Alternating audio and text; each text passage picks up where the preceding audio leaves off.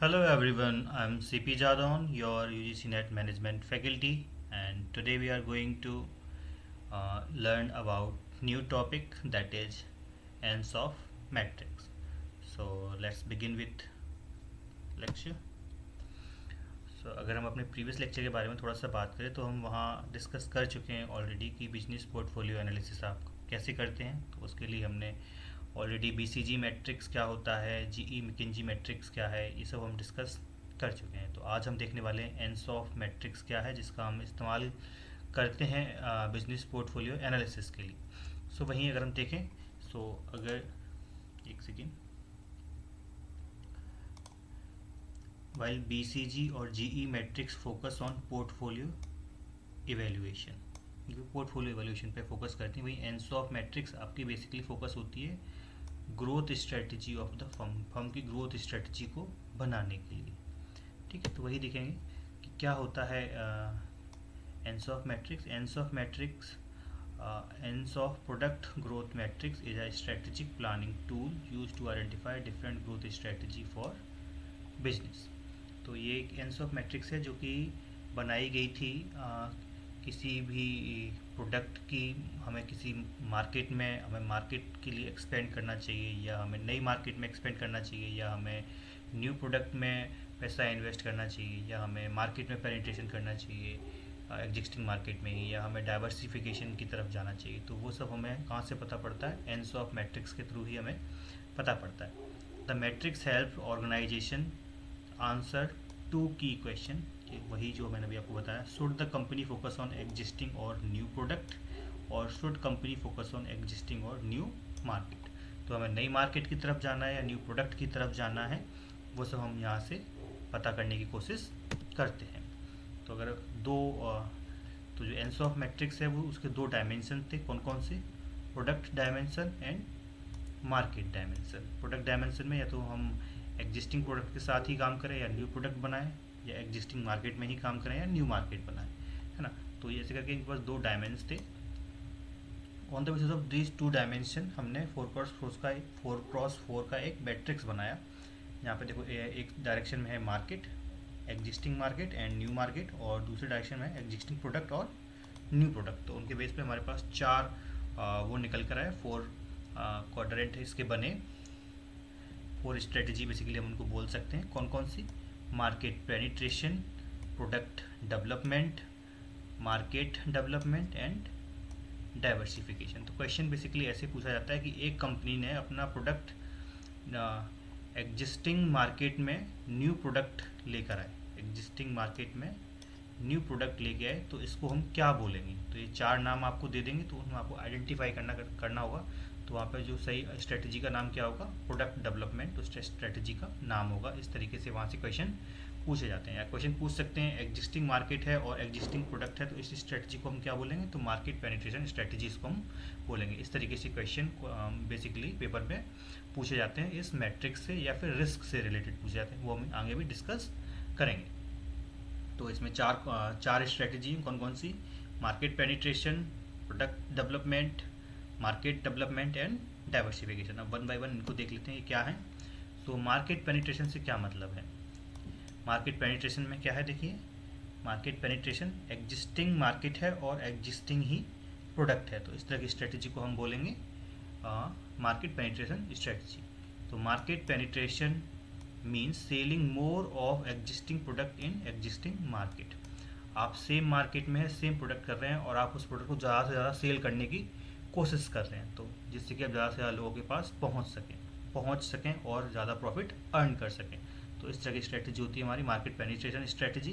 Common strategy include increasing advertisement, आप advertisement करेंगे, promotion करेंगे, ज़्यादा से ज़्यादा लोगों को अट्रैक्ट करने की कोशिश करेंगे, प्राइस कम कर देंगे, है ना, जिससे कि आपका सामान अफोर्डेबल बन जाए। इम्प्रूविंग प्रोडक्ट डिस्ट्रीब्यूशन, ज़्यादा से ज़्यादा चैनल्स बनाएंगे प्रोडक्ट डिस्ट्रीब्यूशन के, जिससे कि आप ज़्यादा से ज़्यादा लोगों तक पहुँच पाएँ।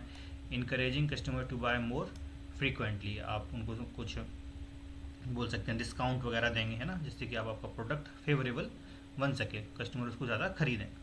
ठीक है, तो इस तरह की स्ट्रेटजी को हम बोलते हैं मार्केट पेनिट्रेशन स्ट्रेटजी। यहाँ पर रिस्क कैसा रहता है? लो रिस्क है यहाँ पे, क्योंकि आप मार्केट और प्रोडक्ट दोनों से ही फेमिलियर हैं, आपने यहाँ पर कोई रिसर्च नहीं करनी है, आपको ज़्यादा कुछ लगाना नहीं है। तो यहाँ पर रिस्क कैसा है? लो है, ठीक है। For example a company increasing promotional campaign to sell more of its existing product in the same market. तो इस तरह की स्ट्रेटजी को बोलते हैं मार्केट पेनिट्रेशन। वहीं प्रोडक्ट डेवलपमेंट स्ट्रेटजी, अब प्रोडक्ट डेवलपमेंट स्ट्रेटजी देखें तो प्रोडक्ट डेवलपमेंट स्ट्रेटजी में आप एग्जिस्टिंग मार्केट में ही, जो आपकी करंट मार्केट्स में आप सेल कर रहे हैं, उसमें आप न्यू प्रोडक्ट को लॉन्च कर रहे हैं, तो इसको हम बोलते हैं प्रोडक्ट डेवलपमेंट स्ट्रेटजी। तो मार्केट डेवलपमेंट की बात कर रहे हैं, तो मार्केट डेवलपमेंट में मतलब है हमारा कि आप एग्जिस्टिंग प्रोडक्ट को, आपका जो ऑलरेडी प्रोडक्ट है उसको आप नई मार्केट में सेल करना चाह रहे हैं। नई मार्केट में सेल करने से क्या मतलब है कि एक कंपनी जो इंडिया में अपने मोबाइल फ़ोन सेल करती थी, मान लीजिए अब वो इंडिया के बॉर्डर के बाहर जो नई कंट्री है, मान लीजिए बांग्लादेश हो गया, म्यांमार हो गया या श्रीलंका हो गया, अब उनमें अपने प्रोडक्ट को सेल करना चाह रहे हैं। तो अब वो एग्जिस्टिंग मार्केट जो इंडिया था उससे बाहर निकलकर वो दूसरी मार्केट में अपने प्रोडक्ट को सेल करना चाह रहे हैं। तो इस तरह की स्ट्रेटजी को हम बोलते हैं market development.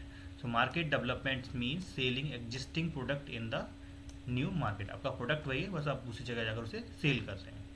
So new market include new geographical region, new customer segment and new distribution channel. For example Indian footwear company expanding it's product international market. तो आप इंडिया से इंटरनेशनल मार्केट की तरफ जा रहे हैं, तो आपने न्यू मार्केट को सर्च कर लिया। यहाँ पर रिस्क कैसा रहता है, मॉडरेट रिस्क रहता है यहाँ पे, ठीक है। तो इस स्ट्रेटजी को बोलेंगे मार्केट डेवलपमेंट। अब है हमारा प्रोडक्ट डेवलपमेंट। अब प्रोडक्ट डेवलपमेंट क्या है कि मार्केट सेम रहेगा लेकिन आपका प्रोडक्ट नया हो जाएगा। So product development mean introducing new product in the existing market. आप इंडिया में ही बिजनेस कर रहे हैं, लेकिन आपने क्या किया, पहले आप फ़ोन बनाते थे, अब आपने स्मार्ट टीवी बना दिया, है ना। तो इस तरीके के हम बोलेंगे प्रोडक्ट डेवलपमेंट।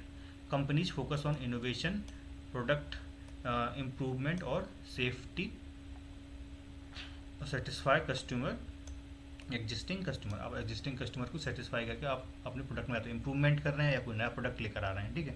तो इस स्ट्रेटजी को बोलेंगे प्रोडक्ट डेवलपमेंट। मेथड क्या है, प्रोडक्ट में आप मॉडिफिकेशन करेंगे, न्यू प्रोडक्ट वेरिएंट लेके आएंगे या टेक्नोलॉजिकल कोई इनोवेशन लेके आएंगे।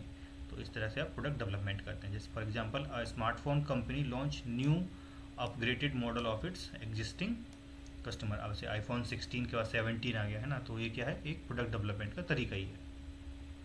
तो यहाँ पर रिस्क कैसे है, मॉडरेट टू हाई रिस्क होता है यहाँ पे, तो इसको बोलते हैं product development.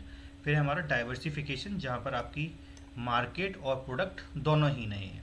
Diversification means introducing new product into new market. यहाँ पर आपकी मार्केट भी न्यू है और प्रोडक्ट भी न्यू है। This is the most risky strategy. ये हमें कई वर्ड्स हमें याद रखने हैं, ये मोस्ट रिस्की स्ट्रेटजी है because both product and market are unfamiliar. आप दोनों से ही अनफेमिलियर है। तो इसके डाइवर्सिफिकेशन टाइप हो सकते हैं रिलेटेड, या तो आप सेम तरह के प्रोडक्ट में अपना पैसा लगा रहे हैं, मतलब प्रोडक्ट में आप जा रहे हैं, या फिर बिल्कुल ही अनरिलेटेड। पहले आप जूते बनाते थे, आप शूज़ बनाते थे, अब आप क्लोथिंग या एसेसरीज बनाने लगे, ठीक है। तो इस तरह से अनरिलेटेड डाइवर्सिफिकेशन भी हो सकता है। अब फुटवेयर कंपनी स्टार्टिंग क्लोथिंग और एसेसरीज बिजनेस, ठीक है। और यहाँ पर रिस्क क्या होता है, हाई होता है, तो ये हमें यहाँ पे याद रखना है। सो वहीं अगर हम बात करें पिछले मैट्रिक्स को जो कंपैरिजन कर लेते हैं आज पूरा, तो बीसीजी मैट्रिक्स आपका फोकस होता है market growth rate and market share. यहाँ पर दो पैरामीटर्स थे, कौन कौन से, market growth rate and market share के बारे में बात की थी। वही हमने मैकेंजी मैट्रिक्स में इंडस्ट्री अट्रैक्टिवनेस और बिजनेस स्ट्रेंथ के बारे में बात की थी।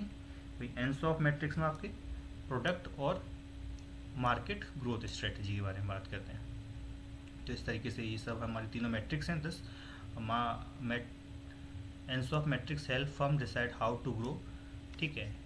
BCG and GE matrix where to invest बताते हैं। खैर ये तो बस एक फाइनल कंक्लूजन नहीं लिखा हो, इससे कोई लेना नहीं है सच, समय याद रखना है। तो अगर लेवल ऑफ रिस्क, जो कि एक इम्पॉर्टेंट पार्ट है इस मैट्रिक्स का, सबसे कम होता है रिस्क हमारा पेनिट्रेशन स्ट्रेटजी में, उसके बाद मार्केट डेवलपमेंट में, ऐसे करके इंक्रीज करता हुआ प्रोडक्ट में डेवलपमेंट में सबसे ज़्यादा होता है हमारा डाइवर्सिफिकेशन में रिस्क सबसे ज़्यादा होता है। ये एक इंपॉर्टेंट लाइन है, इसे आप याद रखेंगे। और आपको मैंने जैसे शुरुआत में बताया था कि इस तरीके से क्वेश्चन पूछा जाता है कि एग्जिस्टिंग मार्केट में एग्जिस्टिंग प्रोडक्ट को ही आप लेकर आ रहे हैं, तो इसको कौन सी स्ट्रेटजी बोलेंगे, पेनिट्रेशन स्ट्रेटजी बोलेंगे। या न्यू मार्केट है और न्यू प्रोडक्ट है, तो ऐसी स्ट्रेटजी को कौन सी स्ट्रेटजी बोलेंगे, डाइवर्सिफिकेशन स्ट्रेटजी बोलेंगे। इस तरीके से क्वेश्चन यहाँ से पूछे जाते हैं। So this is all for today class, thank you.